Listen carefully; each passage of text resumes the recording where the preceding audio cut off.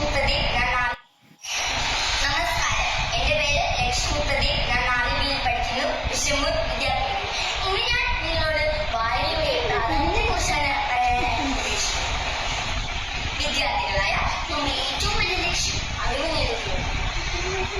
കുട്ടിയായിരിക്കുമ്പോൾ അച്ഛന്മാരിൽ നിന്നാണ് നാം കാര്യങ്ങൾ മനസ്സിലാക്കുന്നത്. അതിനുശേഷം വിദ്യാലയങ്ങളിൽ എത്തുന്ന അക്ഷരങ്ങൾ അധ്യാപകരിലൂടെ കാര്യങ്ങൾ മനസ്സിലാക്കും. ശരിയായ വായനയിലൂടെ മാത്രമേ അറിവിന്റെ രാജകൾ കുറുക്കുകയുള്ളൂ. എത്രയൊക്കെ മാനവാനാണ് വായന നോക്കത്തെ കുറിച്ച് പറഞ്ഞിട്ടുള്ളത്. വായിച്ചു കഴിയുമ്പോൾ നമുക്ക് പല സംശയങ്ങളും ഉണ്ടാവും. അതിനുള്ള ഉത്തരങ്ങൾ കണ്ടെത്തുമ്പോൾ മാത്രമേ നമ്മുടെ വായന പൂർത്തിയാകുള്ളൂ.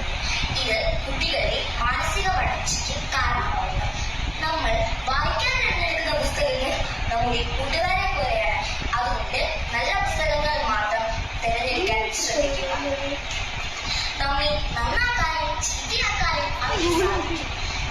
നമ്മുടെ ഇന്ത്യയുടെ ആദ്യത്തെ പ്രസിഡന്റായ ഡോക്ടർ രാജേന്ദ്ര പ്രസാദ് നേടിയ പകുതി അറിവും വായനയിലൂടെ നിന്നെന്നാണ് അദ്ദേഹം പറഞ്ഞിട്ടുള്ളത്.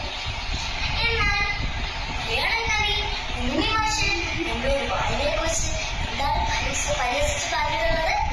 വായിച്ചാലും വളരും, വായിച്ചില്ലെങ്കിൽ വളരും, വായിച്ചാൽ വിളയും, വായിച്ചില്ലെങ്കിൽ വളരും. വായനയെ കുറിച്ച് പരിഹസിച്ച് പറഞ്ഞിട്ടുള്ളത്.